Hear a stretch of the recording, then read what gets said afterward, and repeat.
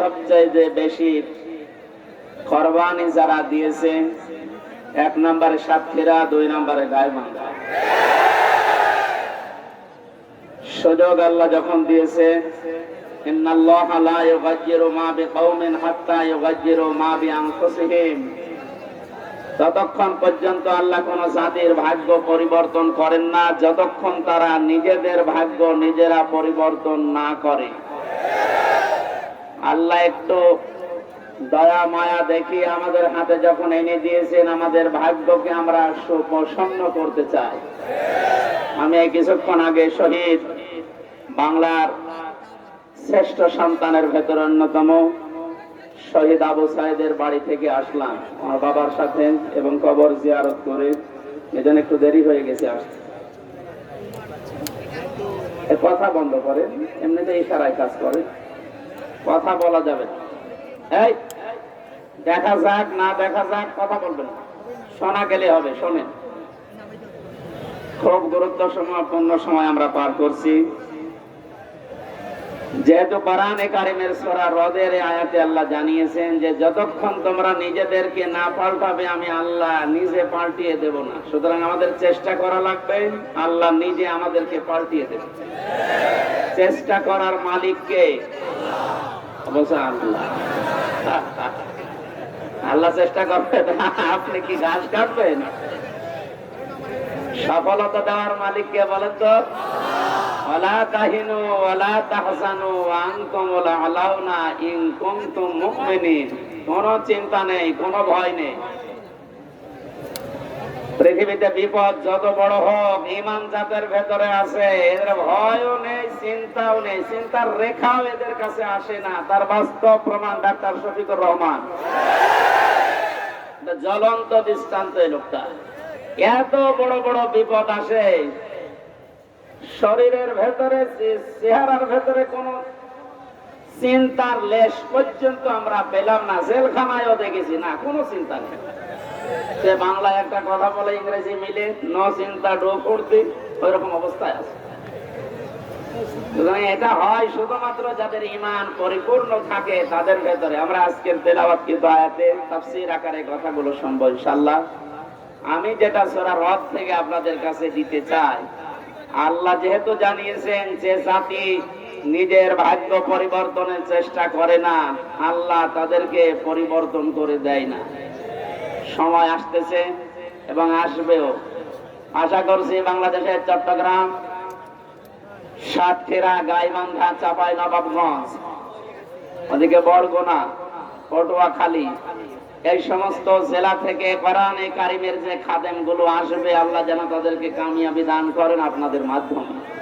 আমরা চাই এগুলো থেকে যদি বসে যায় কোরআনের কোন খাদেম, তাহলে জেলার পুরা বদনাম হয়ে যাবে। বহু কষ্ট স্বীকার করেছেন, আপনাদের নাম স্বর্ণাক্ষরে লেখা থাকবে বাংলার ইতিহাসে। গাইবান্ধা এই জেলার পলাশবাড়ি বলে একটা থানা আছে, এই থানা আদর্শ শিশু সদন এতিমখানার উদ্যোগে। শব্দগুলো খুবই গুরুত্বপূর্ণ। আদর্শ এই শব্দটা আমরা দুনিয়ার হিসাবে অনেকে মনে করি আদর্শ এ আর কি না, এটা গুরুত্বপূর্ণ একটা শব্দ মানব জীবনের জন্য। যতদিন পর্যন্ত এটা আমরা পাল্টাতে না পারবো দুনিয়ার ধ্যান ধারণায়, এ পৃথিবীতে কাঙ্ক্ষিত মানের শান্তি আমরা পাবো না। কারণ একমাত্র আদর্শ এ শব্দ বলে আল্লাহ নিজে ডাক দিয়েছেন রাসূলুল্লাহকে। আল্লাহ পাক জানিয়েছেন ইয়াসিন, হে নেতা। এই একটাই মাত্র ঘোষণা আল্লাহ। কোরআন শরীফে আল্লাহ কাউকে হে নেতা এই শব্দ বলে ডাক দেননি। সুবহানাল্লাহ বলতে পারেন নাই? এই ইয়াসিন সূরা পড়লে 10 খতম কোরআন শরীফের সওয়াব হয়, প্রত্যেক অক্ষরে 10টা করে নেকি হয়। হ্যাঁ, মাস্ট বি হবে। এর ভেতরে যে শিক্ষাগুলো আল্লাহ দিতে চায় ওইগুলো তো আপনার জীবন আগে থাকা লাগবে। এর প্রথম শব্দ কি বললেন? ইয়াসিন। ইয়া মানে হে, ইয়া মানে কি? হরফে নেদা। সিন মানে সাজ্জেদ, সাজ্জেদ মানে বাংলায় নেতা। আল্লাহর ঘোষণা দেওয়া নেতা কয়জন? উনি একমাত্র আদর্শ দুনিয়ার মানুষের। সুতরাং বাংলার মুসলমানেরা মোহাম্মদ রাসূলুল্লাহকে বাদ দিয়ে আজ যারা অন্য কারো আদর্শ গ্রহণ করে নিজেকে আনন্দিত গর্বিত মনে করছেন, আপনি ভুল পথে আছেন। আর এই একটা কারণে আপনাকে জাহান্নামে যাওয়া লাগতে পারে। আপনি যদি অন্য ধর্মের হতেন আমি বলতাম না, আপনি যদি মুসলমান হয়তো না বুঝে ভুল করছে, যেন আশা করছে আপনি এটা নিয়ে ভাববেন। মরণের পরে নবীজিকে আল্লাহ দেখিয়ে বলবে মান হাজার রাজুল, এই লোকটা কে ছিল? আপনি যদি বলেন হাজা নাবিয়্যুনা মুহাম্মাদুর রাসূলুল্লাহ সাল্লাল্লাহু আলাইহি সাল্লাম, উনি আমাদের নবী মুহাম্মাদুর রাসূলুল্লাহ, এই কথা বলার পরে কিন্তু ফেরেশতারা জিজ্ঞাসা করবেন জীবনে প্রতিটি ক্ষেত্রে এই লোকটার আদর্শ মেনে চলেছো? এবার আমার মনে হয় যে মানুষগুলো বিভিন্ন সময় স্লোগান দিয়েছে, আমার নেতা, তোমার নেতা, অমুকের নাম দিয়েছে, মুহাম্মাদুর রাসূলুল্লাহর নাম দেয়নি, ওই মানুষগুলো মাস্ট বি ধরা খাবে। আমরাও ধরা খেতে চাই, বলেন? এরপরও যদি কারো মনের পরিবর্তন না হয়, সে যেন বিশ্বাস করে তার বিবেকের উপরে কুকুরে পোশাক করেছে। বলছে ঠিক। এখন যদি বাড়িতে যাই, এই যে যেখানে বসে আছে এনে যদি বাড়িতে সালাম দেওয়ার পরে ওনার স্ত্রী ওনারে গালি দেয় কুকুরের বাচ্চা বলে, ভালো লাগবে? বলেন? রাগ হবে? উনি যদি জ্ঞানী মানুষ হয় চিন্তা করবে আমার তো শিক্ষিত বল, এত ভদ্র ঘরের সন্তান, আমার গালি দেয় কেন? অবশ্যই এর জিনে ধরেছে। কিসে? জিন অথবা পরিতে ধরেছে, নাই তো আমার গালি দেওয়ার কথা না, স্বাভাবিক নেই। আপনি যদি কোরআনে কারিমের অথেন্টিক কথাটা শোনার পরে আপনার যদি বিশ্বাস দরবেশ বাবার মতো হইতো, তাহলে আপনাকে আমি বলতাম না। ও দরবেশ কোরআন হাতে নিয়ে বলেছিল এর ভেতরে সমস্যা আছে, এই কারণেই তো দাড়ি কেটে ফেলেছে। আল্লাহকে অপমান করিয়েছে শুধু কোরআনে কারিমে, মানে সন্দেহ আছে এর ভেতরে এই কথা বলার কারণে। যে লোকটা এই কথা বলতে পারে তার ঈমান বলে কিছু থাকার কথা। আল্লাহ বলেন জালিকাল কিতাবু লা রাইবা ফি, এর ভেতরে কোনো ভুল নেই, সন্দেহ নেই, সন্দেহের অবকাশও নেই। আর ওটা হাতে নিয়ে বলেছে এর ভেতরে সমস্যা আছে, তবে মেজর না। বলেন নাউযুবিল্লাহ। আমার ভাইরা, তো অল্প সময় কথা বলবে গরমে, কিন্তু কথাগুলো আপনাকে নিয়ে যাওয়া লাগবে। ইয়াসিন বলে আল্লাহ যার নাম দিলেন তার নাম মুহাম্মাদুর রাসূলুল্লাহ। সুতরাং আজকে থেকে যদি বিবেকটা কাজে লাগে, মুহাম্মাদুর রাসূলুল্লাহ বাদ দিয়ে আপনি আর কাউকে নেতা আদর্শ হিসাবে মানবেন না। এ কথা দেওয়া যায় না? আলহামদুলিল্লাহ। শিশু সদন এতিমখানার নাম দিয়েছে। এতিম এই শব্দটার ব্যাখ্যা শুনছিলেন, এত গুরুত্বপূর্ণ বিষয় এটা। বিশ্ব নবী নিজে এতিম ছিলেন। নবীজি জানিয়েছেন কেউ যদি এতিমের মাথায় হাত বলায় যতগুলো চুল পড়বে অতগুলো সওয়াব হবে। এতিমের দায়িত্বে যারা থাকবে কিয়ামতে নবীর সাথে এভাবে পাশাপাশি জান্নাতে থাকতে পারবে। এই সুন্দর একটা প্রতিষ্ঠানের উদ্যোগে আজকের আয়োজন। পলাশবাড়ি SM মডেল পাইলট সরকারি উচ্চ বিদ্যালয়ে, পলাশবাড়ি পৌরসভা গাইবান্ধা। সভাপতির দায়িত্বে আছেন আমার আরাফাতের ভাই আলহাজ মাওলানা আব্দুল মান্নান মন্ডল। এতিমদের দায়িত্বে তিনি আছেন। আল্লাহ যেন এতিমদের এই দায়িত্ব পালন করার কারণে জান্নাতে নবীর সাথে এভাবে পাশাপাশি ব্যবস্থা করে দেন। মাহফিলের প্রধান অতিথি সাবেক উপজেলা চেয়ারম্যান গাইবান্ধা সদর, আমাদের অভিভাবক জনাব মোহাম্মদ আব্দুল করিম সরকার, বিশেষ অতিথি মাওলানা নজরুল ইসলাম লেবু, মাওলানা জহুরুল হক সরকার, আরো অনেক মানুষের নাম এখানে দেখতে পাচ্ছি। বিশেষ করে জনাব আবু বকর সিদ্দিক, অধ্যাপক গোলাম মোস্তফা, জনাব আবু তালিব সরকার মাস্টার, শহীদুল ইসলাম মনিরুজ্জামান সহ নাম না জানা মঞ্চে বসা শ্রদ্ধাভাজন ওলামা ইকরাম, সামনে বসা মুসলমান ভাইরা, পর্দার আড়ালের সম্মানিত মা এবং বোনেরা, প্রাণ প্রিয় গাইবান্ধাবাসী, দল মত নির্বিশেষে কোরআনের এই আয়োজনে যারা সাড়া দিয়েছেন ইবাদত মনে করে, এটা কিন্তু এখন ইবাদত চলছে। যে ইবাদতে কষ্ট বেশি ওই ইবাদতে সওয়াব বেশি হবে। সুতরাং এই কষ্ট করে যারা এসেছেন শুনছেন ইবাদত মনে করে বলেন আলহামদুলিল্লাহ। পৃথিবীতে আল্লাহর বড় বড় দয়ার কথা আমরা শুনেছি। সবচাইতে বড় দয়া রহমত আল্লাহর পক্ষ থেকে মানুষের জন্য চারটা পেয়েছি। কয়টা? বলেন বলেন। এটা তিরমিজি শরীফের হাদিস। আল্লাহর নবী বলেন, এক নম্বরে মানুষের সবচাইতে বড় দয়া, কিন্তু এটা পেলে মানুষ বেজার হয়।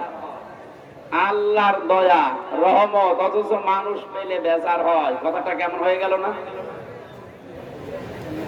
নবীজি কেন বললেন? এবার মিলান তো। এক নম্বরে পৃথিবীর বড় দয়া রহমত, মানুষ যেটা পেলেই বেজার হয়ে যায় অধিকাংশ।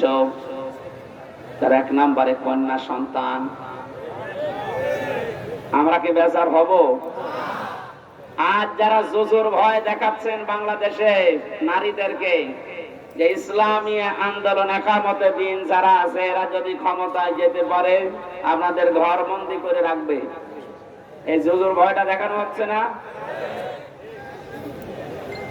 বাংলাদেশের জামাতে ইসলামী বাংলাদেশের শ্রদ্ধাভাজন আমির, আমার মনে হয় কেউ যদি জিন্দা আল্লাহর ওলি দেখতে চায়, ওই লোকটার যেন দিকে তাকায়। আমরা ওলি আল্লাহ খোঁজার জন্য সিলেটে যাই। সিলেটে যেখানে যাওয়া দরকার ওখানে যাই না। কথা বলে না কেন? জীবিত ওলি দেখতে হলে এখানে যাওয়া লাগবে। সিলেটের পাশে মৌলভীবাজার কুলাউড়ায় হেঁটে গেলে মনে করবেন এটা একেবারে জিন্দা ওলি। উনি ঘোষণা দিয়েছে নারীদেরকে আজ যারা জুজুর ভয় দেখাচ্ছে, আমি গ্যারান্টি দিলাম যদি আল্লাহ আমাদেরকে জাতির খেদমতে কবুল করে, এই মেয়েরা পুরাটা উল্টিয়ে যাবে। তারা মনে করবে আমরা মায়ের কোলে আছি। ওনার কথার সাথে বাস্তবতার যেন আল্লাহ মিল করে দেন, বলেন আমিন। কন্যা সন্তান যাদের আছে আপনি বেজার হবেন না, কারণ কারো রিজিকের দায়িত্ব কারো হাতের উপরে, ঘাড়ের উপরে, মাথার উপরে আল্লাহ দেয়নি। যে আসতেছে দুনিয়ায় তার রিজিক সে নিজে করে নিয়ে আসতেছে। কথা বলে না কেন? দায়িত্ব যতদিন আপনার উপরে আছে যেভাবে হোক আল্লাহ চালিয়ে নেবে। যেহেতু এটা নবীর কথা আছে, এটা বড় রহমত, অথচ আমরা বেজার হয়ে যাই। আমার তো আল্লাহ দুইটা মেয়ে অলরেডি দিয়েছে, এখন যদি আরো মেয়ে আসে আমার কোনো নারাজি নেই, আমি খুশি। দ্বিতীয় নম্বরে হাদিসের ব্যাখ্যা শুধু বলছে, নবীজি জানিয়েছেন যারা মেয়ের বাবা আছো, মেয়েটা যখন কোনো বাড়িতে আসে ফেরেশতা পর্যন্ত বাড়িতে নাজিল হয়ে যায়। কোন ছেলে আসলে ফেরেশতা নাজিল হয়, এ কথা কোরআনেও নেই, হাদিসেও নেই। অথচ মেয়ে মানুষ আসলে ওই বাড়িতে আল্লাহ ফেরেশতাকে পাঠায়। ফেরেশতারা আসার পরে মাথার উপরে হাত দেয়, ওই কন্যা সন্তানকে উদ্দেশ্য করে বলে, এটা একটা দুর্বল দেহ, এটা দুর্বল দেহ থেকে বের হয়ে এসেছে। এই মেয়েটাকে যারা আদর যত্ন করবে, এর পেছনে শ্রম দেবে, দিনের শিক্ষা দেবে, সৎ পাত্র থেকে পাত্রস্থ করবে, কিয়ামত পর্যন্ত আল্লাহর সাহায্য ওই বাবা মা গার্জিয়ানের উপরে থাকবে। বলেন সুবহানাল্লাহ। যেন আল্লাহর এই বড় দয়া, বড় রহমত আমরা যেন বেজার না হই কোনদিন। মেয়ে হওয়া মানে স্ত্রীর উপরে রাগ না, আপনার রাগ হচ্ছে আল্লাহর উপরে, কারণ ওটা তো আর স্ত্রী বানায়নি, বানিয়েছে কে? দ্বিতীয় নম্বরে পেয়েছি সবচাইতে বড় দয়া আল্লাহর পক্ষ থেকে, অথচ মানুষ বেজার হয়ে যায়। তার নাম মেহমান। নাম কি? এটার কাছে বাস্তবতার মিল আছে। যত ধনী মানুষ হোক, মেহমান আসলেই কেমন যেন মন খারাপ হয়ে যাচ্ছে। অথচ মেহমান যখন আসে, নবীজি বলেন সে তার নিজের খোরাকি সাথে নিয়ে আসে। বলেন সুবহানাল্লাহ। বিশ্বনবী জানিয়েছেন 3 নম্বরে বৃষ্টি, 4 নম্বরে আল্লাহর নবী বলেন রোগ ব্যাধি। রোগ ব্যাধি যার যত বেশি হবে, তার দুনিয়ার অপরাধগুলো আল্লাহর মাধ্যমে মাফ করিয়ে নিষ্পাপ করে তার কাছে নিয়ে যাবে। সিস্টেম অপর পৃষ্ঠা দেখুন তিরমিজি শরীফ। নবীজি বলেন 4টা বিষয়ে মানুষ আনন্দ পায়, 4টা বিষয়ে মানুষ খুশি হয়, কিন্তু আল্লাহর কাছে সবচাইতে ঘৃণিত নিকৃষ্ট এই 4টা। তার 1 নম্বরে নাম পেয়েছি যৌতুক। এদেশে নেই। সামাজিক ভাবে আন্দোলন গড়ে তোলা লাগবেন। বৈষম্য বিরোধী ছাত্র আন্দোলনের মাধ্যমে যেহেতু সংস্কার চলছে, আজ বাংলাদেশের সমাজগুলো থেকে যৌতুক নামে এই মানবতার মহা কৌতুক বিদায় করে সংস্কার করা লাগবে।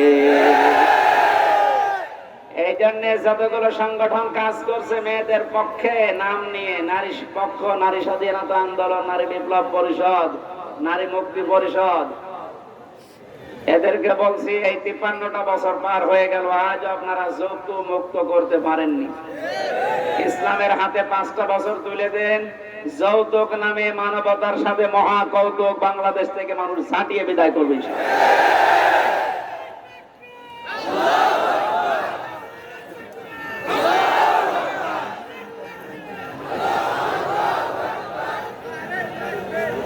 গাইবান্ধাবাসী 2 নম্বরে পেয়েছি আল্লাহর কাছে ঘৃণিত মানুষের কাছে খুব আনন্দ লাগে, মজা লাগে, তার নাম গীবত। নাম কি? এটা করা যাবে না।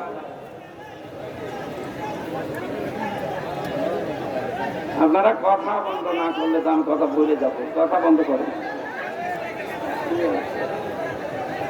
মানুষের আসলে চাপ খুব বেশি হয়ে গেছে। নবীজি বলেন 3 নম্বরে মিথ্যা বলা, 4 নম্বরে সুদ আর ঘুষ খাওয়া। এই 4টা বিষয় আল্লাহর কাছে ঘৃণিত, কিন্তু মানুষ খুব বেশি আনন্দ পায়, মজা পায়। আমরা যেন বিরত থাকতে পারি, বলেন আমিন। দরুদ আর সালাম পাঠ করি আমাদের নবী। কিয়ামতে যাকে সামনে তোলা হবে আর তার উম্মতদেরকে পেছনে তোলা হবে। এখন নবীর উম্মত আমরা হতে পেরেছি কিনা এটা আগে নিজের কাছে জিজ্ঞাসা করি। আল্লাহর নবী জানিয়েছেন আমার উম্মত তো তারা।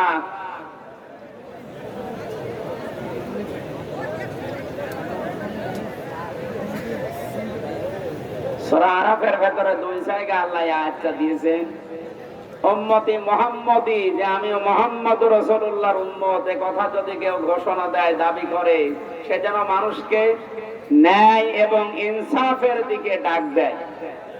আপনার বিবেকের কাছে আমি প্রশ্ন করছি, আমি রাজনৈতিক কোন এজেন্ডা নিয়ে আপনার কাছে কথা বলছি না। তো বাংলাদেশে এই মুহূর্তে ন্যায় এবং ইনসাফ প্রতিষ্ঠার জন্য যারা ডাক দিচ্ছে, আপনার বিবেক কোন দিকে সায় দেয় আপনি নিজেই বলেন। 2 নম্বরে এটা যারা শুধু ডাক দিয়েই ক্ষান্ত না, এটা যারা কায়েম করতে চায়, প্রতিষ্ঠা করতে চায়, এই 2টা গুণ যাদের ভেতরে আছে, নবীর উম্মত বলে দাবিদার, উম্মত বলে দাবি করতে পারে। আল্লাহ আমাদেরকে যেন এই 2টায় গুণান্বিত হওয়ার তৌফিক দান করেন, আমিন। কোরআনে কারিমের বহুল আলোচিত একটা সূরা, সূরা মাআরিজ। কি নাম বললাম? এই মাআরিজ সূরা থেকে আমি কয়েকটা আয়াত পড়েছি বর্তমান প্রেক্ষাপট সামনে নিয়ে। কোরআনে কারিমের আয়াতকে আমি তাফসীর আকারে কথা বলার চেষ্টা চালাবো। ওমা তাওফীকি ইল্লা বিল্লাহ। জবান খুলে আগে একটু তেলাওয়াত করেন, আউযু বিল্লাহি মিনাশ শাইতানির রাজীম, বিসমিল্লাহির রহমানির রহিম,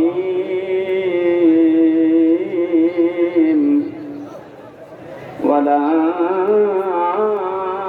ইয়াসালু হামিমুন হামিমা। আজকের আলোচনার বিষয় হচ্ছে মুক্তিপণ। কি বললাম? জবান খুলে বলেন, কি বললাম? এটা আমি বানিয়েছিলাম জেলখানায় থাকতে 22 সালে।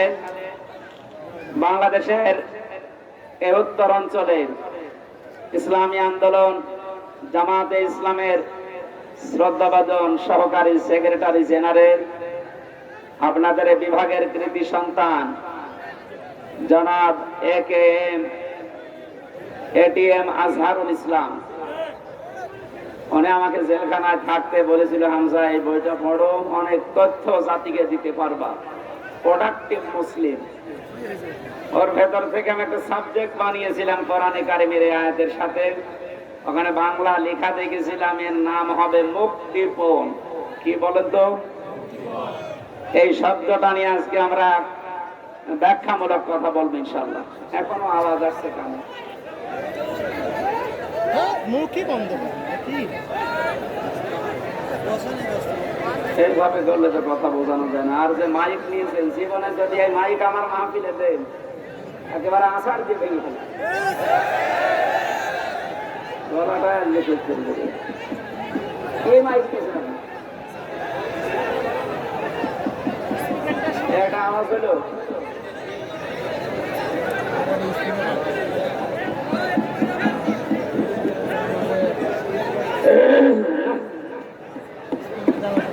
ভুল করেছে, আজকে না আসাই ভালো ছিল। হাসানের আর মাহফিল কোনোদিন নিবে না। ছাতা কিছু জানে না, বোঝে না, আন্দাজে মাহফিল বলে যে এত করে যে টাকা পয়সা আমার দরকার কম দিন, আপনি জেলা শহরের মাইক নেবেন, রংপুর থেকে মাইক নিয়ে আসা যায় না? কোথায় বাদাম বিক্রি করে মাইক নিয়েছেন? আওয়াজ দিয়ে যদি আওয়াজ না শোনা যায়, আপনারা নিজেদের আওয়াজ একটু বন্ধ করেন তো ভাই। হ্যাঁ, একটু আওয়াজ বন্ধ করেন। আপনাদের বিভাগের সন্তানের কাছে পাওয়া বই থেকে যেহেতু এই সাবজেক্টটা বানানো, উনি থাকলে বাইরে আপনাদেরকে শোনাতেন। যেহেতু উনি এখনো ভেতরে, আমরা আশা করছি খুব তাড়াতাড়ি আল্লাহ আমাদের ভেতর ওনাকে ফিরিয়ে দেবে। কি আপনারা চান না? হ্যাঁ, কথা বলেন না কেন? মাওলানা মামুনুল হক উনি আমার সাথে পাশের রুমে আমার ছিল। মাঝে মাঝে জামাতে ইসলামী বাংলাদেশের যে মানুষগুলোকে বিনা অপরাধে ফাঁসি দেওয়া হয়েছে, আমি এই কথা সিঙ্গাপুরে, মালয়েশিয়া কয়েকদিন আগে এখানে বলেছিলাম। এই জালেম যারা এই দেশে 17 বছর জুলুম করে গেল, এই জালেমদের দোসর এখনো ওখানে পালিয়ে আছে। ওরা যে ওই দেশের রাষ্ট্রদূত যারা পররাষ্ট্র মন্ত্রণালয় আছে, ওদের কাছে নালিশ দিয়েছে যে উনি যুদ্ধ অপরাধী যারা মামলার আসামি তাদের পক্ষে কথা বলে। এটা যদি আমার অপরাধ হয়ে থাকে, আবু সাইদ সহ বাংলাদেশের হাজারের উপরে কয়েকদিন 5 তারিখের আগে যারা মানুষকে বিদায় করে দিল, এরা কি মানবতা বিরোধী অপরাধী না? আপনি শুধু নিজের দিকে টানবেন কেন? এরা যারা মারা গেছে এরা মানুষ না?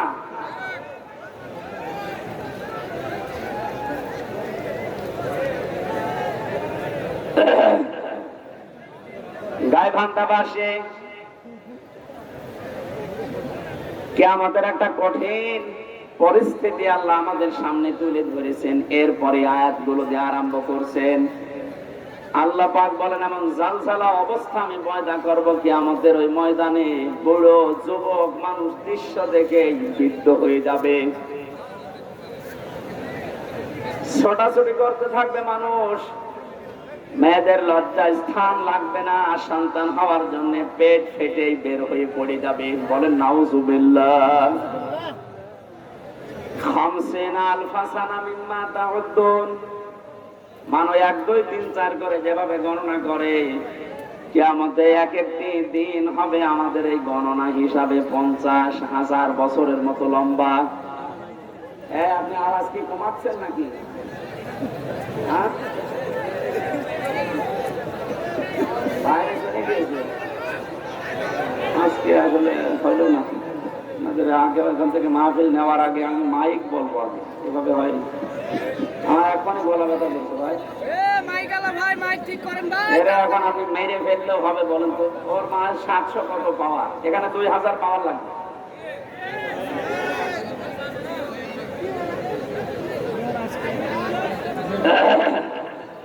ডাক্তার শফিকুল ইসলাম মাসুদকে দিয়েছে কাজ হবে, এখন কে দরবেশ বাবারে দিয়ে সে কাজ হওয়ার কথা?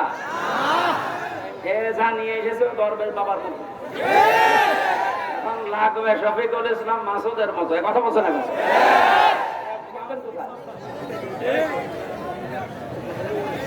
এই জন্য তো আমার কষ্ট হয়ে যাচ্ছে।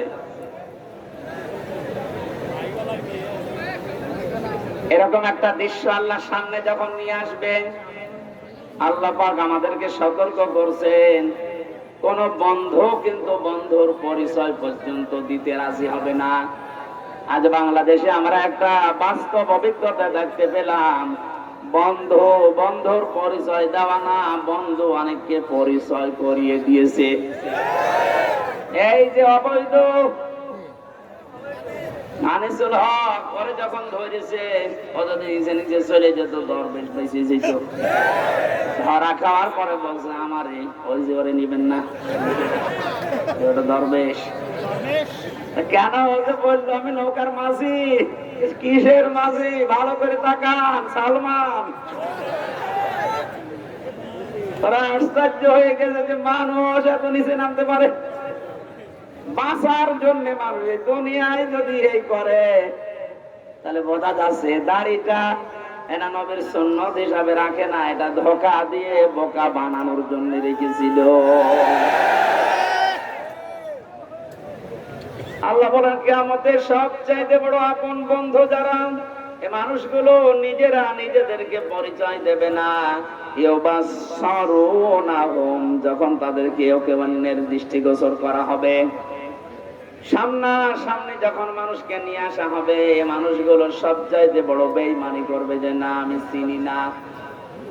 আল্লাহ পাক বলেন ইয়াবাদুল মুজরিমু লাউ ইয়াফতাদি মিন আযাবি ইয়াউমিদিন বিবানি। এই কঠিন পরিস্থিতি যখন তৈরি হবে, এই মানুষটা নিজেকে বাঁচানোর জন্য ও যা আছে সব ফিদিয়া হিসাবে, জরিমানা হিসাবে দিতে রাজি হয়ে যাবে। আজকে দরবেশের কথা দেখেছেন যে আমারে ছেড়ে দেন, বাংলাদেশ আমি ঠিক করে দেব। মুক্তিপণ হিসাবে মানুষ ওই দিন সব দিতে রাজি হয়ে যাবে। পৃথিবীতে যত আপনজন আছে তাদের নাম আল্লাহ সিরিয়াল আকারে কিছু দিয়েছেন, ওয়া সাহিবাতিহি ওয়া আখি। প্রথমে মানুষ তার স্ত্রী সন্তানকে বলবে আল্লাহ তুমি এগুলো নিয়ে যাও, আমার ভাইকে তুমি নাও।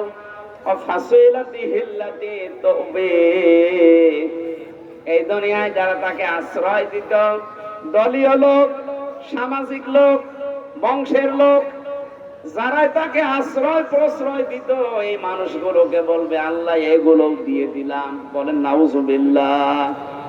এ কথাকে আপনি 100 ভাগ বিশ্বাস করেন? বলেন। আমি আমার নিজের কথাই বলছি, আপনি নিজের সাথে এবার মিলাবেন। এই যে নিজের দলীয় লোকজন সব মানুষ দিতে চাইবে মুক্তিপণ হিসাবে, অমাং ফেল আরদি জামিআ।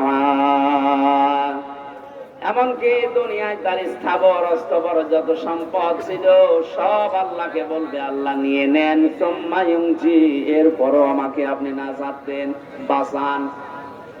মুক্তিপণ হিসাবে যেগুলোর নাম বললাম, নিজের স্ত্রী সন্তান, ভাই ভক্তর, দলীয় লোক, দুনিয়ার সব স্থায়ী অস্থায়ী সম্পদ, ওর আর কিছু আছে, সব দিতে রাজি হবে। কোরআন বলছে এরপরও বলবে আমাকে বাঁচান, আমাকে ছেড়ে দেন। আল্লাহ পাকও জানিয়েছেন সঙ্গে সঙ্গে কাল্লা, কখনো না, ইন্নাহা লাযা, অবশ্যই আমি আল্লাহ তাকে জাহান্নামে লাজার দরজা দিয়ে প্রবেশ করাবো। জোরে বলেন নাউজুবিল্লাহ। আল্লাহ যদি গ্যারান্টি দেয় তার ভেতরে কোনো ফাঁক ফোকর থাকার কথা? উনি বলছেন না, কখনো না।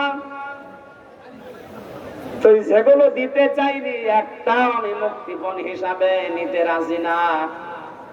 তোকে আমি লাজাই দেব। এখন লাজা কি? আমরা এখানে অনেকে এর আগে শুনেছি যে জাহান্নামের স্তর আল্লাহ বানিয়েছেন 7টা। কয়টা? বলেন বলেন। জান্নাতের স্তর কয়টা? 100টা। আমরা তাই 8টা জানি।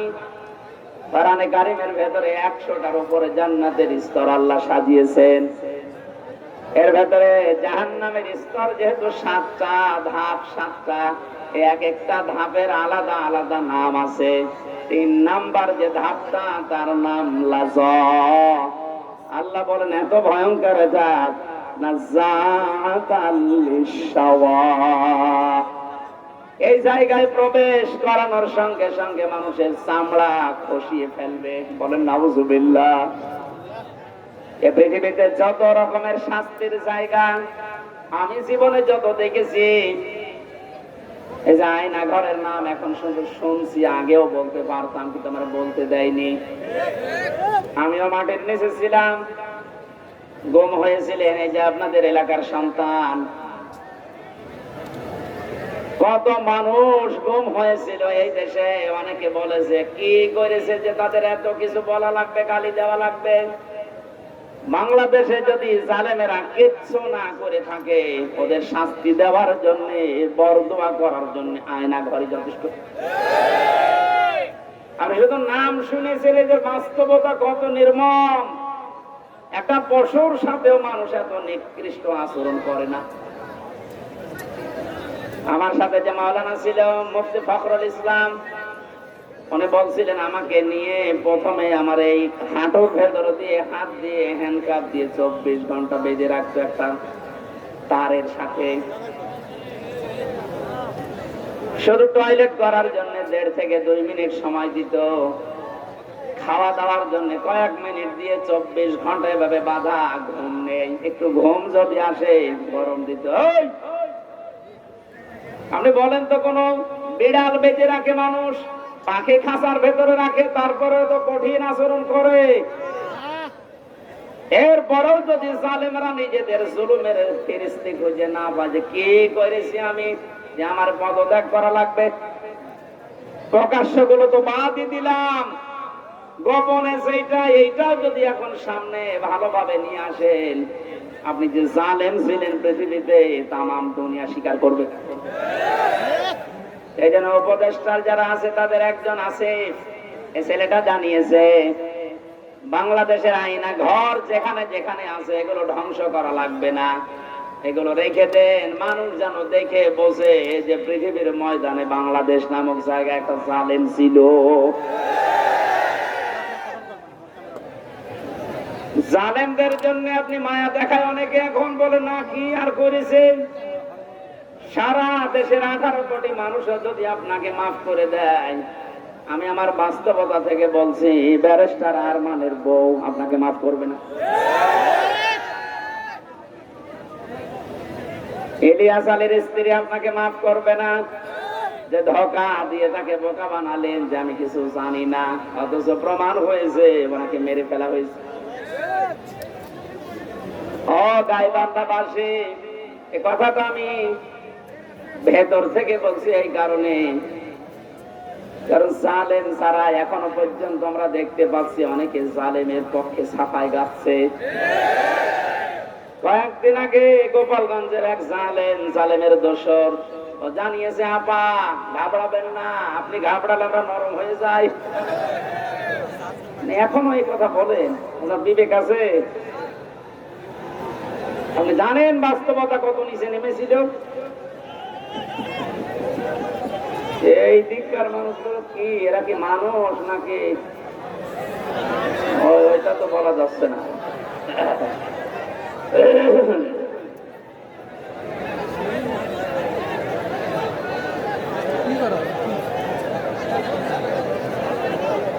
না, এদের জন্য শেষ করে দেওয়া লাগবে। কি করে ভলান্টিয়াররা মনে হয় দায়িত্ব পালন করছে না, নাকি এরা এদের বিবেক বুদ্ধি সব ব্যাংকে রেখে এসেছে? হ্যাঁ, এখানে কি কি করেন আপনি? হ্যাঁ,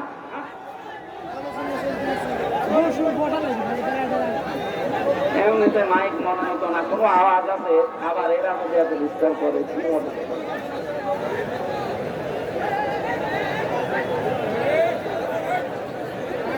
না না, আমি এই জেলা আমি আসবো না, কারণ মাফ করে আমি আসবো না এই জেলায়। আর আসতে চাই না, আমার গলাটা নষ্ট করে দিচ্ছে।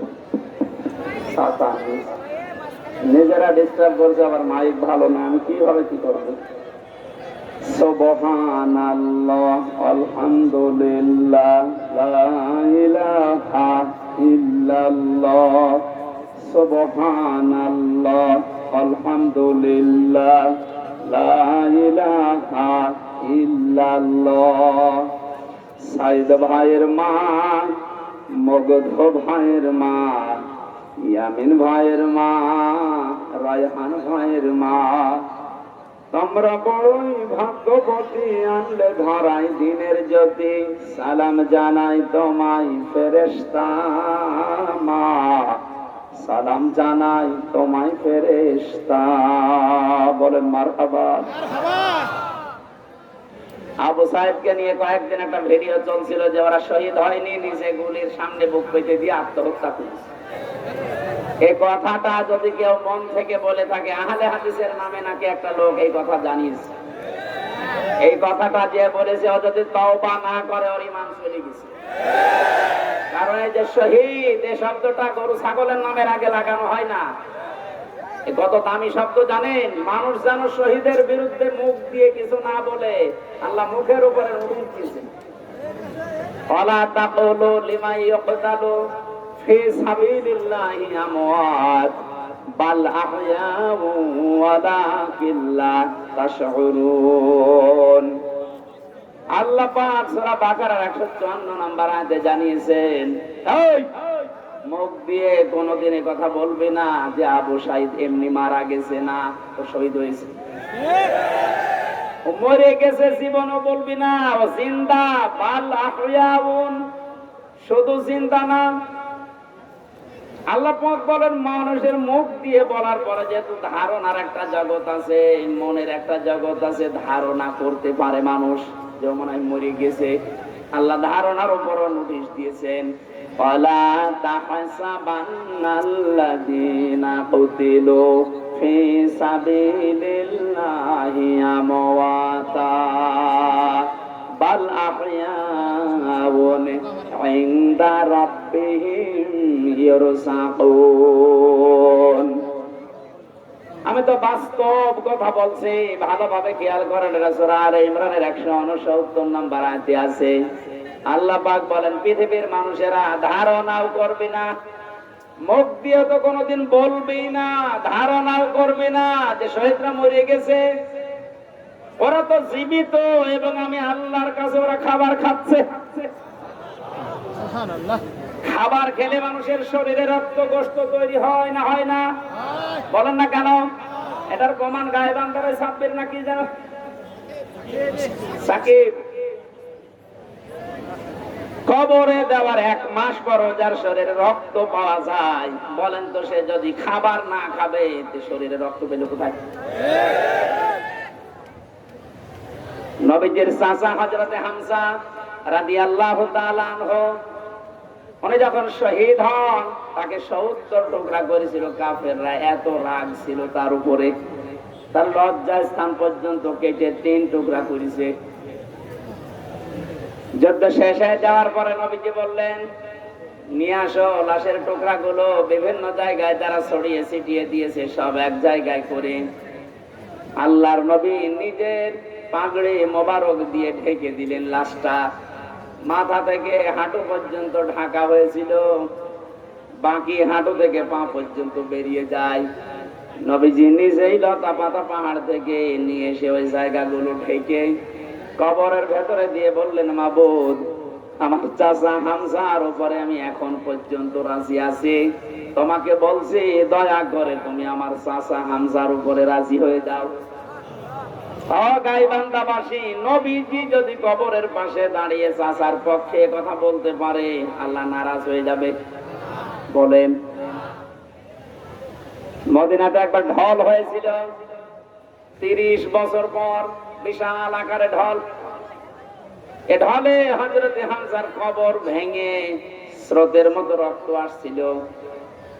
ওই সময় যারা ছোটবেলায় যুদ্ধ করেছিল এখন তারা বয়স্ক হয়ে গেছে, মুরব্বী। রক্ত আবিষ্কার করতে গিয়ে দেখে অনুসন্ধানে 30 বছর আগে উহুদের ময়দানে নবীজির চাচা হযরতে হামজা শহীদ হওয়ার পর কাফের কর্তৃক যেখানে যেখানে আঘাতপ্রাপ্ত হয়েছিলেন ওই জায়গাগুলো দিয়ে এখনো ফিনকি দিয়ে রক্ত বের হচ্ছে। উনি যদি খাবার না খাবেন 30 বছর পরে ওনার শরীর থেকে রক্ত আসবে কোত্থেকে? এই জন্য বাংলার জনগণ সাবধান, মুখ দিয়ে তো বলবেনই না, ধারণাও করবেন না যে যারা শহীদ হয়ে গেল, মারা গেছে, কোরআনের পাখিকে আজ অনেকে বলে মরে গেছে, না উনি মারা যায়নি, ওনাকে মেরে ফেলা হয়েছে। মুরব্বীর সাথে আমি 10 মিনিট দেখা করেছিলাম 22 সালে। কি সুন্দর কথাবার্তা, কি সুন্দর হাসি। আমার তো একদিন পরে পরে আমরা সংবাদ পেতাম ওখানে, এত কঠিন অবস্থায় আমারে রাখতো। যেদিন উনি মারা গেছে তার পরের দিন পেপারে দেখলাম যে উনি মারা গেছে। বাইরে এসে দেখলাম যে ভিডিও গুলো হাসপাতালে নিয়ে আসার সময়, বের করার সময় যে হাসিটা দিয়েছিল, কোন অসুস্থ মানুষের মুখ দিয়ে ওই হাসি বের হওয়ার কথা না। অনেকে ধোঁকা দিয়ে বোকা বানিয়ে জেলার আর সুপার এখন স্বীকার করছে যে আমরা উপরের নির্দেশে এটা করেছি। আমাদেরকে বলা হয়েছিল যে সই স্বাক্ষর করে বলেন যে নির্বাহী আদেশে ছেড়ে দেবে। আমরা এই প্রসেস শেষ করে দিলাম। এই যে ডাক্তার মোস্তফা জামান নামে এই কোলাঙ্গার উপরের নির্দেশ পেয়ে শেষ পর্যন্ত সারা বিশ্বের আলেমদের মাথার মুকুট আমরা যাকে মনে করি, এই যে তাফসীর মাহফিলের জনক যিনি পৃথিবীতে, বিশেষ করে বাংলাদেশে তো হবেই, তাফসীর মাহফিলের শব্দ শুনলেই মানুষ মনে করে আল্লামা সাঈদী।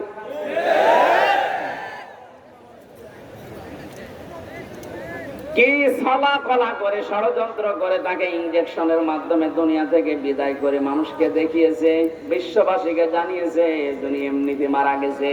উনি এমনি মারা যায়নি, ওনাকে যেহেতু মেরে ফেলা হয়েছে, সুতরাং উনি শহীদ। কথা বলেন না কেন?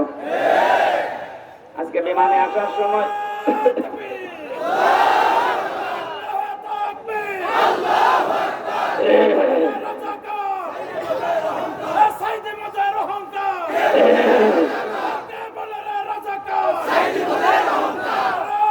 আলহামদুলিল্লাহ, আজকে মিরপুরে নামাজ ছিল 10 নম্বরে, মিরপুর ঢাকা।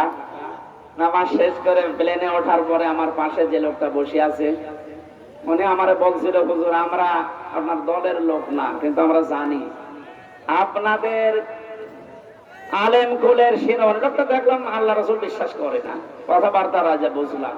আমাকে বলছে আল্লামা সাঈদী আপনাদের কোরআনের পাখি বলে যারে জানেন, এই লোকটাকে এমনি মারা যায়নি, ওনাকে মেরে ফেলা হয়েছে। আপনারা যারা আছেন এই মানুষগুলাই চুপ করে, এই মানুষগুলোকে আপনারা বলেন, এই ডাক্তার মোস্তফা জামানকে নিয়ে আপনাকে যে রিমান্ডে নিয়েছিল 10 দিন, ওরে 2 দিন নেন, 2 দিন একটু রিমান্ডে নেন, ও সত্য কথা সব বলে দেবে যে কিভাবে কিভাবে কিভাবে। আমিরে জামাত ডাক্তার শফিকুর রহমান উদার হয়ে সবাইকে মাফ করে দিয়েছে, কিন্তু উনি একটা শেষ কথা জানিয়েছে, অন্যায়ের সাথে সরাসরি যারা জড়িত এই মানুষগুলোর কোনো ক্ষমা নেই। নবীজি যেমন 13 জনকে মাফ করেছিলেন, বলেছিলেন যদি এরা কাবা শরীফের খিলাফ ধরেও থাকে ওখানেও এদেরকে মেরে ফেলা লাগবে। 1500 বছর আগে যদি 13 জন এরকম হয়, 1500 বছর পরে আমার মনে হয় এখন 26 জন হয়ে গেছে। তার ভেতরে এই কালা অন্ধকষ্ট উড়ে গেছে। এরকম আরো যে শয়তান গুলোর কারণে হাজার হাজার মানুষ বিনা কারণে আমার মতো 3 বছর 5 বছর 10 বছর 15 বছর জেলে ছিল, এদেরকে আপনি কি জবাব দেবেন? মাফ করে দিলেই সব হচ্ছে? কেউ যদি জালেমকে মাফ করে দেয় সেজন্য মুসলিমের উপরে অবিচার করে। এখানে ভক্ত ভোগে যারা, আমরা তো জানি, আমার মেয়েটা আমার চেনে না, ছোটটা, আমার মনে কি দুঃখ বলেন তো। যদি অপরাধ করতাম আপনি আমার অভাবে রাখতে পারতেন, কিচ্ছু জানি না। কিন্তু সুখের সংবাদ, গত পরশুদিন আমার মামলা সব ডিসমিস হয়ে গেছে। কারণ বিচারপতি দেখার পরে বলছে কি দেখে বিচার করব, এর ভেতরে তো কোনো মাল নেই। এতদিন আমি বিচার করতাম কিন্তু আমি পারি নাই, উপরের নির্দেশ ছিল তাই। এখন যেহেতু এড়া ঘোড়া, কোনো চাপ নেই, এ মামলার কোনো বিচার সব ফেলে দিলাম। আজকে আমার উকিল দেখা করে বললো যে সব বাতিল করে দিয়েছে। আদালত পর্যন্ত হাসে যে একটা মামলা হইল, আর এইটার কারণে 3 বছরের জেলে রাখা লাগবে, অথচ সাজাও যদি লাগিয়ে দেয় সর্বোচ্চ 3 মাস রাখার মতো, অথচ বিনা কারণে রেখেছিল কয় বছর? 3 বছর। আপনি তো মাপ চাচ্ছেন জনগণের কাছে, জনগণের ভেতর তো আমি একজন, আগে আমার কাছে মাপ চাবেন। আমি মন থেকে যদি মাফ করে দেই আপনি মাফ পাবেন। যদি বলেন হুজুর আল্লাহ না, আল্লাহ মাফ করবে না, কারণ আল্লাহ আমার উপর ছেড়ে দিচ্ছে, কারণ এই দায়িত্ব এখন আল্লাহর নেই। আল্লাহ তো হককুল্লাহ আর আমি হককুল ইবাদ। কথা বলেন, আপনি কোন মুখ নিয়ে ব্যারিস্টার আরমানের বোর কাছে মাফ চাবেন বলেন? আমান আজমের স্ত্রীর কাছে কি করে মাফ চাবেন? মহিলাটা আজ কত বছর অপেক্ষা করে না থাকতে পারে, কত বছর বিয়ে করে ফেলেছে।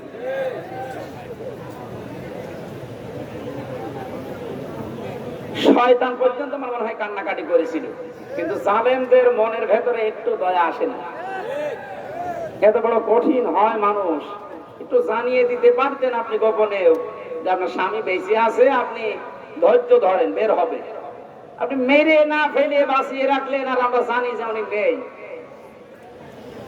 মেরে ফেললে হয়তো ব্যারিস্টার আরমানের স্ত্রী অন্য জায়গায় বিয়ে করতো, যদি সংবাদ পেত যে আমার স্বামী নেই। কিন্তু এমন অবস্থায় রেখেছিলেন এর 8টা বছর, এত তারপরও কোনো অপরাধে জড়ায় নাই, ভাগ্য ভালো। কথা বলে না কেন? অন্য কোন সাধারণ মেয়ে লোক হলে কত কিছু কত জায়গায় পৌঁছিয়ে দিত। 76 বছর বয়সে এখন শুনছে নাকি বিয়ে করে, আর তাদের বয়স 35 বছর 32 বছর। এই সমস্ত বয়সে নিজের যৌবনকে যারা 8টা বছর স্বামী আছে কি নেই এই দদুল্যমান অবস্থায় নিজেকে কন্ট্রোল রাখতে পারে, এগুলো আল্লাহর টাটকা নির্ভেজাল ওলি। আর অনেকে ফতোয়া দিয়েছিল আল্লাহর ওলি মহিলা এই পৃথিবীতে একজন আছে, এদেশে যদি কেউ জান্নাতে যায় মানবতার কন্যা জান্নাতে যাবে। শয়তান এগুলো শুনতো আর হাসতো, আল্লাহ তুমি আমারে শয়তান বানিয়েছো। গাইবান্ধাবাসী, যে আয়াতটা দিয়ে আমি কথা শুরু করেছিলাম, এবার আসেন আল্লাহ বলেন এই যে নাজ্জাতাল লিশাওয়া, এ দরজা দিয়ে প্রবেশ করার সঙ্গে সঙ্গে মানুষের চামড়া খসে যাবে। রিমান্ডে আমিও 10 দিন ছিলাম, আমাকে ওরা শাস্তি দিয়েছিল কঠিন, 11 ঘন্টা টাঙিয়ে রেখেছিল, চোখ কালো কাপড় দিয়ে বেঁধে, হাত হ্যান্ডকাপ দিয়ে, পায়ে ডান্ডা বেড়ি দিয়ে এমন অবস্থায় টাঙিয়েছিলাম 4 ওয়াক্ত নামাজ পড়তে পারি নাই। একেবারে যে কোরআন আমার সামনে, আমি সত্য কথা বলছি, যোহর আসর মাগরিব ইশা আমি ইশারায় পড়েছিলাম, কারণ জানি না যে এখন যোহর না আসর। মাটির নিচে এমন এক ঘরে নিয়েছিল, ওখানে দিন রাত বোঝা যায় না। এই কঠিন অবস্থাতে শুধু জিজ্ঞাসা করতাম যে স্যার এখন কি নামাজের সময় হয়েছে? ছাড়ি দিত উপর থেকে, কিসের নামাজ পড়বা? যে কয়টা অফিসার আমি দায়িত্বে পেয়েছি, কয়েকটা এত খারাপ, এত জানোয়ার, আল্লাহর ভুল ধরতো। বলেন যে লোকটা আল্লাহর ভুল ধরতে পারে তার কাছে আমির হামজা কি? আমরা মাঝে মাঝে এই নখ তুলে নেওয়ার যে যন্ত্রপাতি গুলো আছে নিয়ে এসে বলতে যে নখ তুলি এইগুলো দিয়ে, আর ওখানে জালেমদের একটু শুধু ডিম মারছে, তাই অনেকের সহ্য হচ্ছে না।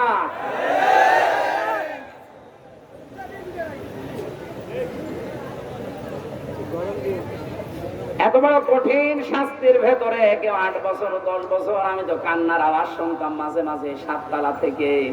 কারারক্ষীরা বলতো, এমনকি ওখানে প্রশাসনের যে মানুষগুলো বলতো, হুজুর এখানে অনেকেই 2 বছর 3 বছর 5 বছর আছে, কেউ জানে না। আপনি যদি বাইরে যেতে পারেন বলবেন, কিন্তু ভাগ্যের নির্মম পরিহাস, বের হওয়ার পরে এমন এমন থ্রেট দিয়েছে যদি কোনো কথা উচ্চারণ করি আমিও গায়েব হয়ে যাব। আল্লাহ যেহেতু নিজে দয়া করে এখন সুযোগ দিয়েছে, এ বাংলাদেশে শুধু ডিবি অফিসে না, এই ডিজিএফের দায়িত্বে যারা আছে, আর্মির এখানে মাটির নিচে আয়না ঘর না, এরকম বহু জায়গায় আছে যেখানে যেটা আছে খুঁজে বের করে ওখান থেকে সবাইকে তাড়াতাড়ি মুক্ত করে দেন। এটা মানবতার সাথে সবচাইতে বড় অপরাধ এই আয়না ঘর, এই গুম। আজকে বিশ্ব গুম দিবস ছিল। বাংলার মানুষেরা এই কঠিন কঠিন শাস্তির পরও আমরা ব্যারিস্টার আরমানের দিকে তাকিয়ে দেখলাম ওনার মাথার চুল উঠে গেছে, কিন্তু চামড়া ওঠে নাই। আর আল্লাহ বলেন নাজ্জাতাল লিশাওয়া, এই লাজা দিয়ে প্রবেশ করার সঙ্গে সঙ্গে মানুষের আগে চামড়া উঠে যাবে। এখন আপনি টের পাচ্ছেন তো কঠিন কত বড় ভয়ঙ্কর জায়গা। এই লাজার ভেতরে আল্লাহ বলেন তাদউ মান আদবারা ওয়া তাওয়াল্লা, তাদেরকে লাজা ডাকতে থাকবে যারা সত্যকে সত্য জানার পরেও পিঠ ফিরিয়ে চলে গেছে। এই যে সেই 8:30 থেকে 9:30 থেকে আরাম আরম্ভ করেছি, এখন 10:30 বাজতেছে। একটা ঘন্টায় যত কথা বললাম, একটা কথা কোরআনের বাইরে, হাদিসের বাইরে মন মতো বলেছি। কোনো উদাহরণ যদি দিয়েছি কোরআনের সাথে মিলিয়ে দিয়েছি। এই সত্য পথের দিকে আপনাকে আমি আহ্বান জানাচ্ছি। আমরা এক জালেম থেকে মুক্ত হয়ে পৃথিবীর আর কোন জালেমের হাতে ধরা দিতে চাই না। আমরা এখন কোরআনে কারিমের বাস্তব অভিজ্ঞতা দেখতে চাই। কারণ এই দেশটা 53 বছর স্বাধীন হয়েছে, বাবা চালিয়েছে অনেকদিন। আমরা দেখলাম, আমি দেখি নাই, মুরব্বী দেখেছি। স্বামী চালিয়েছিল, আমি দেখি নাই, কেন আমার 92 সালে জন্ম।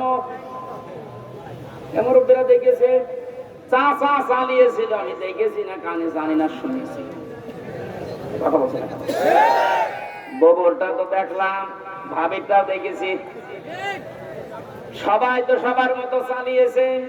এখন শুধু দেখতে বাকি আছে যে কোরআন দিয়ে দেশ চললে কেমন দেখা যায়।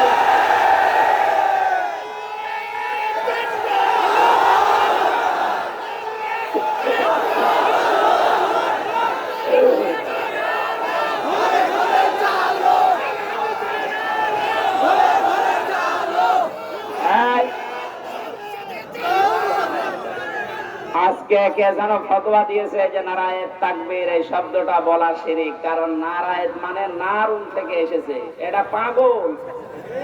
নারায়ণ শব্দটা নারতন থেকে, নারতন মানে উচ্চ, তাকবীর মানে আল্লাহর আওয়াজ। তাকবীর মানে কি? নারায়েত তাকবীর, এই উচ্চ আওয়াজে আপনি তাকবীর দেন। এই শব্দটা এখান থেকে, ওরা নারায়ে এখান থেকে নিয়েছে, নারুন মানে আগুনের তাকবীর। এটা আমাদের কলবের, অন্তরের এবং আত্মার সাথে মিশে থাকা একটা তাকবীর। এটা হযরত ওমর যেদিন দিয়েছিলেন, কাফেরেরা তাড়াতাড়ি করে দরজা জ্বালানা বন্ধ করে বলছে দরকার নেই, ওর সামনে গেলে মাথা থাকবে না। সুতরাং এই তাকবীর আমরা মরণ পর্যন্ত দিতে রাজি আছি। এই শব্দটা শুনে যারা মৌলবাদ মৌলবাদ বলে অনেকে আওয়াজ তুলেছিল, আপনি আল্লাহু আকবারের শব্দের যদি মৌলবাদ বলে উল্টাপাল্টা ফতোয়া দেন, আপনার জানাজা পড়া কবরে দেওয়া যায় না। কারণ আপনি এমনিতেও জাহান্নামে যাবেন, অন্যও জাহান্নামে। তবে সত্য পথের দিকে ডাকার পরে আমরা চাই চর্ম চোখে দেখতে যে কোরআন দিয়ে চললে কেমন দেখা যায়। যেহেতু আল্লাহর সাহায্য এবং বিজয় আমরা কিছুটা কিছু দেখতে পেয়েছি। অনেকে এখানে এসেছে, এশার নামাজে হয়তো পড়তেও পারেন, ইযা জাআ নাসরুল্লাহি ওয়াল ফাত। নবী, যখন আল্লাহর সাহায্য আপনি আসবে তখন বিজয় দেখতে পাবেন। বিজয়ের ভেতরে যতগুলো কাজ আছে তার অন্যতম একটা কাজ হচ্ছে ওয়ারাআইতান নাসা ইয়াদখুলুনা ফি দীনিল্লাহি আফওয়াজা। সত্যি যদি আল্লাহর সাহায্য এসে যায়, যখন আপনি বিজয় পাবেন, আমার তো মনে হয় এত বড় বড় মহারথীরা এই 17 বছর চেষ্টা করে জালেমের একটু চুল পরিমাণ নড়াতে পারে নাই। কিন্তু ছাত্ররা যা করে দেখিয়েছে, এই বৈষম্য বিরোধী ছাত্র আন্দোলনের এই নেতারা, আমার মনে হয় আল্লাহ আবাবিল পাখির মতো তাদের কাজে লাগিয়েছে। এটা নিঃসন্দেহে আল্লাহর সাহায্য এবং বিজয়। আরে বিজয় আসলে যে 7টা কাজ হয়, তার 1 নম্বরের কাজ হচ্ছে দলে দলে পালে পালে মানুষ ইসলামে প্রবেশ করবে। এই 26 দিনে আমরা যেটা দেখতে পেলাম, কথা বলেন না কেন? 25 দিনে 5 তারিখ থেকে 30 তারিখ পর্যন্ত তাকান, কত হিন্দু আমিরে জামাতের হাতে হাত দিয়ে মুসলমান হয়ে যাচ্ছে। কত জালেম পর্যন্ত নিজের জুলুম স্বীকার করে আজ ইসলামে আসতেছে। আজকের একটা জরিপ পেয়েছি, আগস্টের 5 তারিখের আগে এই দেশে মাত্র 20 জন মানুষ চাইতো 100 জনের 20 জন যে ইসলামে দেশে কায়েম হোক, কিন্তু এই 25 দিনের মাথায় এখন অবস্থায় এমন দাঁড়িয়েছে এই দেশে এখন 100 জনের 35 জন মানুষ চাচ্ছে যে ইসলাম কায়েম হোক। এই সময়টা একটু চেটে দেন। বাংলাদেশে যারা একামতে দিনের দায়িত্ব পালন করে এই মানুষগুলোর যে ইখলাস আমি দেখেছি, আমি তো বাস্তব ওয়াজ করছি ওনার সাথে, আমি 4 দিন থেকে জেলখানায় একেবারে পাশাপাশি আমি দেখেছি লোকটার আমল, লোকটার ঈমান। এই যে পরবর্তী আয়াতে ওটা আসবে, ওনার যে মর্যাদা, ওনার যে ভরসা, তাওয়াক্কুল আল্লাহর উপরে। আমির হামজাকে লক্ষ্যটা এক জায়গায় করলে ওই রকম তাওয়াক্কুল হবে না। আমি কত আলেমকে জেলখানায় কাঁদতে দেখেছি, আফসোস করে, এমনকি আল্লাহকেও দোষারোপ করে। অথচ লোকটা একটা জেনারেল মানুষ, একটা ডাক্তার, কাদের সঙ্গে স্পর্শে এসে কোন জায়গায় যে আল্লাহ পৌঁছিয়ে দিয়েছে তারে। আমি যে প্রথমে বলেছিলাম কেউ যদি জিন্দা ওলি দেখতে চান ওনার দিকে তাকাবেন, কারণ ওনার আমল, ওনার কাজ কারবার, অ্যাক্টিভিটিস, ইখলাস আমি নিজের কাছে থেকে 4 দিন দেখেছিলাম। আমি যুবক মানুষ, এখন 33 বছর বয়স আমার। সারাদিন কোনো কাজ ছিল না, শুধু চিন্তা ছাড়া। তারপর রাত 9টা 10টার পরে আমি শুয়ে পড়তাম। আরে মুরব্বী মানুষের মাথার উপরে এতগুলো মামলা, ওনার ছেলে ওই সময়ও ছেলে, ওনার স্ত্রী অসুস্থ, ওনার সহকর্মী সহযোদ্ধা ছাড়া এই যে হাজার হাজার পালিয়ে বেড়াচ্ছে, হাজার হাজার ছেলে। ওনার দলের প্রতীক নেই, দল নিষিদ্ধ। এরকম কঠিন মুহূর্তে লোকটার চেহারার ভেতরে চিন্তার কোন ছাপ নেই। প্রতি সপ্তাহে 4টা 5টা করে হাজিরা দিয়ে দিয়ে যে 8-9 ঘন্টা গাড়িতে থাকা লাগতো। যখন জেলখানায় এসে পৌঁছাতো রাত 9:30 10টায়, বলতাম স্যার খাবার খাবেন না? আপনার এই যে এখানে কিছু দুষ্ট লোক আছে, ওদের মাধ্যমে মোবাইল পাওয়া যায়, চুরি করে নিয়ে এসে দেয়। আমার বংশে হামজা মোবাইল দিয়ে করব কি? কেন আপনার সন্তান আছে, ছেলে, আপনার স্ত্রী অসুস্থ, আপনার দলের লোক সব পালিয়ে বেড়াচ্ছে, একটু খোঁজ নেবেন না? আমার যেটা শুনিয়েছে ওই কঠিন মুহূর্তে আমার বলছে হামজা আমার সন্তান সহ, স্ত্রী সহ, আমার সহকর্মী সহযোদ্ধাদেরকে আমি আল্লাহর হাতে রেখে এসেছি। আমার তো একেবারে পুরোপুরি বিশ্বাস ওই দিন থেকে যে ওনার এই তাওয়াক্কুলের কারণে এই 25 দিনে 20 থেকে 35-15% মানুষ ইসলামে আসা বেড়ে গেছে। এখানে মানুষগুলোর ইখলাসের আপনি দাম দিতে শেখেন। এদেশের দেশপ্রেমিক হিসাবে যদি এখন 1 নম্বরের তালিকায় থাকে যারা ভুয়া ভুয়া তুলেছিল, তাদের এখন মানুষ চিনে ফেলেছে।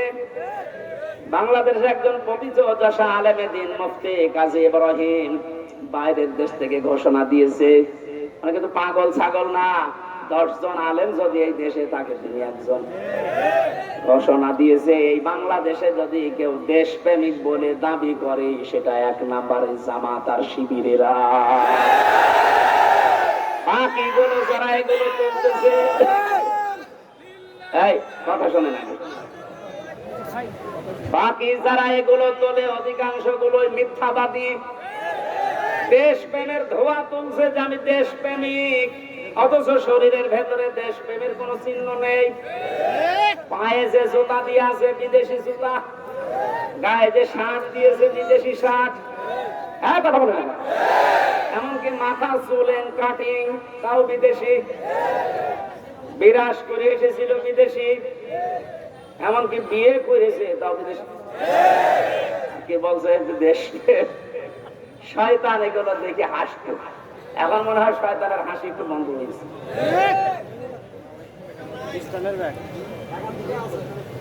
এখানে সত্য পথে আহ্বান করলে আপনার অন্তত কিছু না থাকলেও কিন্তু বিবেক আছে, বিবেক থাকার পরও যদি কেউ উল্টা দিকে চলে যান, সে যে দলের লোক হন, আপনাকে আল্লাহ লাজাই দেবে। লাজাই গেলে প্রথমে চামড়া খসে যাবে।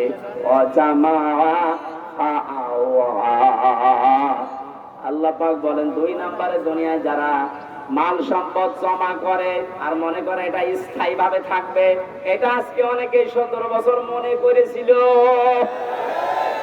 এজন্যই তো পদ্মা সেতুর চাইতেও একজনের টাকা বেশি।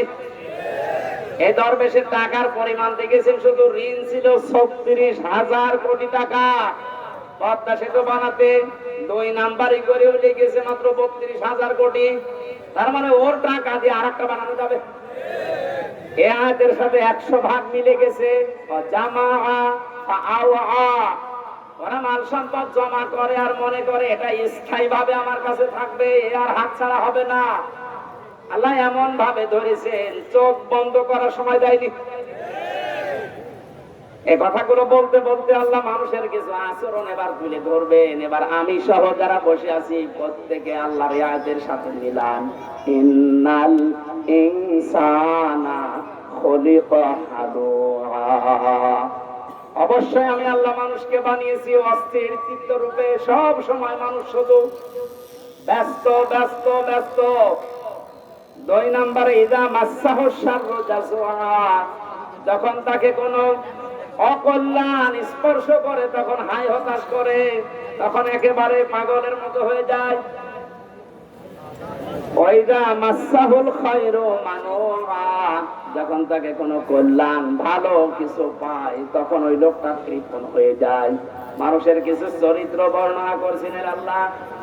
আল্লাহ রাব্বুল আলামিন বলেন, মানুষ অস্থির, বিপদে পড়লে মানুষ হাই হতাশ করে, নিয়ামত পেলে কৃপণ হয়ে যায়। কিন্তু তারা না, ইল্লাল মুসাল্লিন। মুসাল্লিরা বাদ দিয়ে কারা বাদ? আমরা এখানে যারা আছি মুসল্লি কিনা বলেন তো? বলেন বলেন। জীবনে যাই করেন না কেন ফরজ নামাজ ছেড়ে দেবেন না। মুসল্লি যারা আছে তাদের এবার আল্লাহ 12টা গুণ দিচ্ছেন। সব মানুষের ভেতরে আগের বর্ণিত এই গুণগুলো আছে। এরা অস্থির, নিয়ামত পেলে এরা কৃপণ হয়ে যায়, বিপদে পড়লে হাই হতাশ করে। কিন্তু মুসল্লিদের ভেতরে এগুলো থাকবে না। মুসল্লিদের ভেতরে যেহেতু এগুলো থাকবে না, আর আমরা মুসল্লি দাবি করছি, কোরআন বলছে তোমাদের ভেতরে 12টা গুণ থাকা লাগবে। কয়টা? আজকে এই 12টা গুণের কথা শুনে বাড়ি নিয়ে যাবেন, তাহলে এই মাহফিল সাকসেস হবে। কথাগুলো আমরা বলছি, এই মাহফিলটা যেহেতু এতিমদের জন্য দিয়েছে, ওনারা বারবার পেছন থেকে খোঁচাচ্ছে যে আমাদের টাকা পয়সা কিছু দরকার এতিমের জন্য। 3-4 মিনিট সময় দিচ্ছি, 12টা গুণ আমি বলবো। যারা যাচ্ছে ওনাদের কাছে সর্বোচ্চটা একেবারে শেষ, বাড়ি যাওয়ার ভাড়া রেখে বাকিটা দিয়ে দেবেন। আপনি রাখবেন না ভাই। আমার আশপাশে যদি আর কোনো জায়গায় অনুষ্ঠান আছে, মনে হয় যে পীরগঞ্জে আছে একটা, এরপরে কোথায় কোথায় যেন আছে, আমি মনে নেই সঠিক। এলাকায় আসলে এশার নামাজের পর পরে আমার তুলে দিয়ে, আর মাইক নেবেন জেলা শহরের পাওয়ারওয়ালা মাইক। আমার আজকে গলাটাও ব্যথা করছে। যারা যাচ্ছে কই লোকজন করে। আমি পারিবারিক জীবন নিয়ে মেয়েদের জন্য 2টা বই লিখেছিলাম, জেলখানায় বসে বসে কোট করে, বাইরে এসে ওটা পাবলিশ করেছি। ওই যে গাড়ি আছে ডানে, আপনার মেয়ের জন্য, বিশেষ করে মেয়ের জন্য আর বর জন্য নিয়ে যাবেন। ওদেরকে আগে পড়াবেন, পারিবারিক জীবনে স্বামীর সাথে অশান্তি হবে না ইনশাল্লাহ। ওটা যাওয়ার সময় অবশ্যই নিয়ে যাবেন। ওই যে ডানে গাড়ি আছে। আব্দুল করিম ভাই 10,000 টাকা পাঠিয়েছে, জোরে বলেন মারহাবা। মাওলানা নজরুল ইসলাম ভাই 10,000 টাকা, লিল্লাহি তাকবীর। আলেমরা টাকা দিচ্ছে, আর যাদের টাকা আছে এরা কি করছে? আবু বকর সিদ্দিক ভাই পাঠিয়েছেন 5,000 টাকা, জোরে বলেন মারহাবা। আবু তালিব সরকার ভাই পাঠিয়েছেন 3,000। আল্লাহ রাব্বুল আলামিন এই আলেমদের এবং একামতে দিনের এই খাদেমের, এমনিতে তারা মাসলুম এই 15 বছর